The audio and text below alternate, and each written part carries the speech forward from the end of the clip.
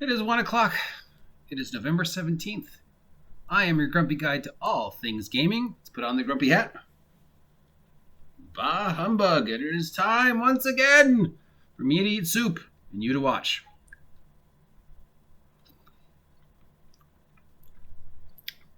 Too cold. It's also time for gaming news. What's going on in the amazing world of our amazing hobby as the retail year grinds to an end?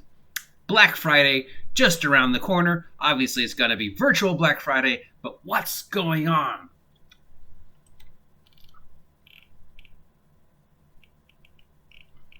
Hey, there's this book out. I don't know if you heard about this, from Wizards of the Coast for $50 called Tasha's Cauldron of Everything. It's available November 17th, more or less. Some people, which is today. Oh, this is news to me. I didn't know this was coming out. What is this book about? Apparently it's about some sexy lady in stockings sitting on a thing looking sexy. No, we know what this book about. It's about, we've done nothing but talk about this book.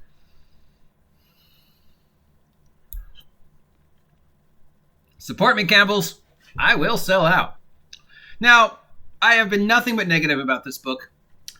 Obviously. Now, obviously, I'm also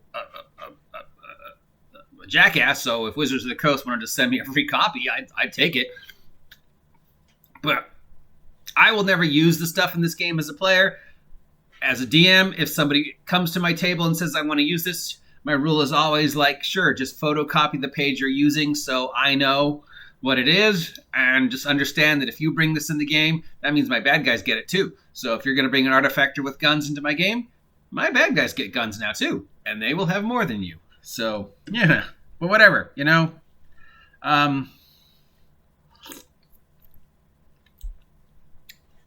The reason why I'm so hard on this product, because we know splat books are just part of the hobby. So it's inevitable that they were going to do this. And I like that Tasha's getting a little love. She's sort of been the forgotten icon of D&D for a long time. She's only got really one spell named after her, and nobody really knows a lot about her. She's got a really interesting lore. So, yeah. There's a lot of reasons why I'm hard on this book. First and foremost, there is nothing in this book that you cannot find online for free. Everything in this book is a result of the past couple of years of the playtesting they've been done on Earth or Arcana or the Dungeon Masters Guild or other thing. And plus, so all that has been for free online month after month after month after month. And all the other things that they are putting in the book, they've put already online as free previews. So there's nothing in this book you can't find online for free. So why spend $50 if I can just spend an hour, 50 minutes to download all the shit for free? So that's the first problem. The second problem I have with this, as I've said, is that they're still playtesting things. I mean, Unearthed Arcana is still going on. So therefore, that sort of negates everything that's in this book because you're still making new things on Unearthed Arcana. So every rule in this book and every class in this book and every change in this book is paramount to what's going to change as Unearthed Arcana keeps things. I mean, even as this book is coming out, they're playtesting 4 new classes on Unearthed Arcana, which sort of makes this book pointless because you're playtesting new things that will circumvent this book within a year. Plus 6 editions coming out, I'm sure. Next year, 50th anniversary, and we're on year 49. So, yeah, there we go. Third and final reason, of course, is the whole woke SJW orcs are racist bullshit. And that is a whole separate topic. So the book is out today. If you feel like spending $50, go to your local game store. That's Cess Games and Anime here in Ventura, or North Coast Role Playing if you're up in Arcata, Eureka, Humboldt area, or, Barnes & Noble's, anyplace else. The Pathfinder 2nd Edition Beginner Box is set to release this week. It's got the hero book, a solo adventure, some monsters, rules for creating your own character, some reference cards, the usual stuff. It'll be out November 24th. It's retailing for $40. I would like to have seen that come with some figures, but still, it's a good stuff, and it's the 2nd edition. All right, this is big news. Paradox Interactive has taken control of the Vampire the Masquerade product line for the 5th edition. It was being developed by a company called I guess Onyx Games or something like that. But now it's Paradox has taken control of it, and they're releasing it through Renegade Games. Vampire is such an important game. It's such a paradigm-changing game. It's just one of those games that everybody should know about. Support me, Campbells. And probably it's one of those games that you should have a copy. The lore is amazing. How Vampire changed the industry is amazing. How Vampire made people who felt disenfranchised at regular gaming tables is amazing. So it's such an important game. And it had the 5th edition basically had a really bad start. And some things were said that upset some people. So I'm glad a new company is taking it and hopefully will turn it back to the product that we love so much. And it's such an important game. I mean, we wouldn't have Interview with the Vampire if not for Vampire the Masquerade.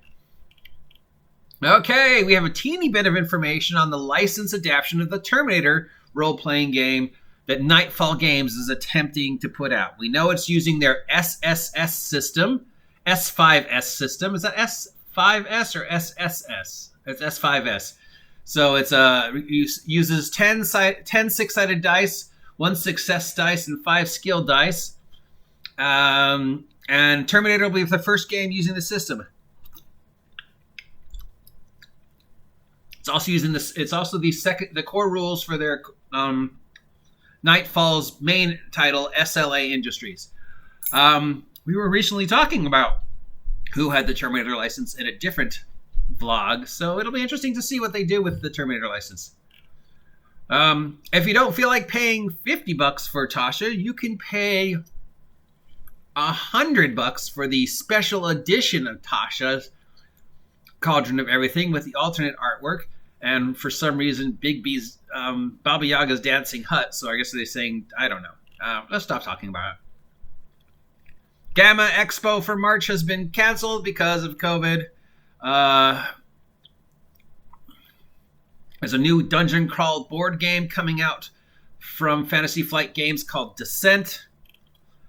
This week's Humble Bumble is the Conan books from Morpheus. So you can get PDFs, plus all the free Quick Start stuff, all the free RPG Day stuff, Conan art stuff, all for the $15 tiers. And they are supporting American Red Cross this month, so go check it out. And not surprisingly, Monty Cook is kickstarting the Cypher System superhero book. It's called Heroes of the Cypher System.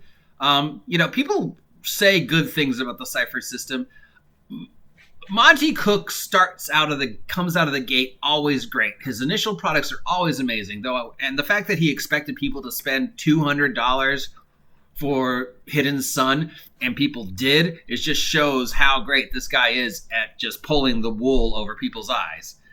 Spend $200 for my game that I'm never going to support. So people say good things about the Cypher System. I've never played it. I've never run it. I don't own it. Maybe I do love superhero systems, and I think, it's about that time that people should start running superheroes and playing superheroes again, because I think we're just all burnt out on fantasy. So check out the Kickstarter. Maybe it's been something that you're interested in. And that's it for the news today as I suffer from the cold and eat soup.